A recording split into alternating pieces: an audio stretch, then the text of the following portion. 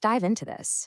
Imagine watching an AI search the web, write code, and execute tasks totally solo.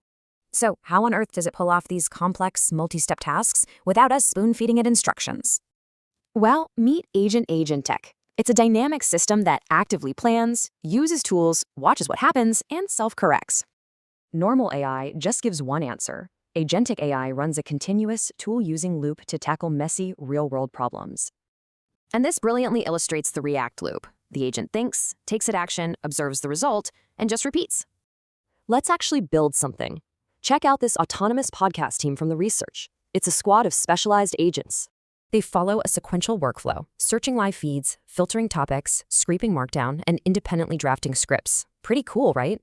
Now, what's really interesting about this slide is the single responsibility principle. Give each agent exactly one tool. Overload them with tools, and they'll hallucinate and fail. Keep it to one responsibility for predictable, stable execution. For drafting the script, we actually use a consortium of Claude, GPT, and Gemini, all running in parallel. So the crucial point is a reasoning agent synthesizes those diverse drafts into one rock-solid, hallucination-free final script. Finally, agents convert that script into audio and video prompts and seamlessly push the whole shebang to GitHub. In production, ditch those complex model context protocol layers. Use direct, pure function calls for way better stability and lower overhead. Other best practices? Externalize your prompts, use Docker containers, and honestly, just keep the workflow architecture incredibly simple. Let's move to this framework comparison table. You'll need to choose between tools like LangGraph, CrewAI, or AutoGen.